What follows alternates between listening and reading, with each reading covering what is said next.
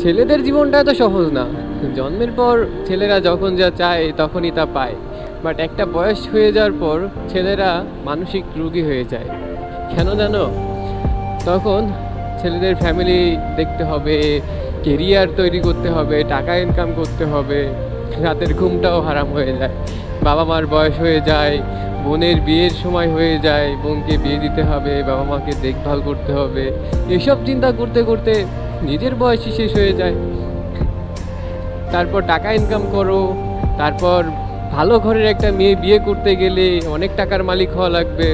এইসব করতে করতে না ভাই ছেলেদের জীবনটাই শেষ হয়ে যায়। হ্যাঁ, ছেলেরা আসলে নিজের জন্য কিছু করতে পারে না, ছেলেরা যা করে সব এর জন্যই করে, ফ্যামিলির জন্যই করে, এটাই বাস্তব কথা। অন্যদিকে একটা মেয়ে জন্মের পর রাজকন্যার মতো জন্মায় এবং সে থাকেও রাজকন্যার মতো, ইভেন তার যখন বিয়ে হবে সে মহারানীর মতো থাকে। সংসার তো করতেই হবে, তার বলে যে তাদের কষ্ট হয় না এটা ভুল কথা। তবে মেয়েদের জন্মই হয় রাজকন্যার মতো এবং তারা সারা জীবন মহারানীর মতোই রাজ করে থাকে। ইভেন ঘরের পুরুষও তার কথা মতো ওঠা বসা করে। সো মেন কথা হলো যে পুরুষের জীবনটা অনেক কঠিন ভাই। পুরুষরা নিজেদের জন্য কিছু করতে পারে না, পুরুষরা যা করে অন্যের জন্য করে, নিজের ফ্যামিলির জন্য করে, যাতে তার ফ্যামিলিটা অন্তত ভালো থাকে। পুরুষ তার পরিবারের জন্য, তার ফ্যামিলির জন্য সব কিছু করতে পারে, সে যাই হোক না কেন। এজন্যই অনেকেই টাকা কামাই করতে করতে শুধু সুগার ড্যাডি হয়ে যায়, এই আর কি। সো এছাড়া আর কিছু না, পুরুষ তো পুরুষই ভাই, এই আর কি। সো পুরুষের সাথে অন্য কারো তুলনা দিলে কখনোই হবে না।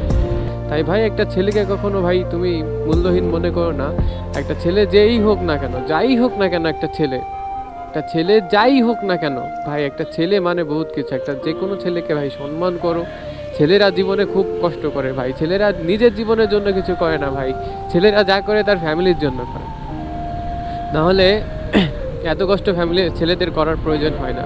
তো যাই হোক, মেয়েদের জন্য একটা রিকোয়েস্টই থাকবে ভাই, তোমরা ছেলেদের সম্মান করো, ছেলেদের শ্রদ্ধা করো ভাই। তারা নিজেদের জন্য না, তোমাদের জন্যই সব কিছু করে। সো জানি না আমার কথা কার কেমন লাগবে, বাট সবার কাছে আমার একটা রিকোয়েস্ট থাকবে ভাই, ছেলেদের সম্মান করো। তারা একটা যোদ্ধা,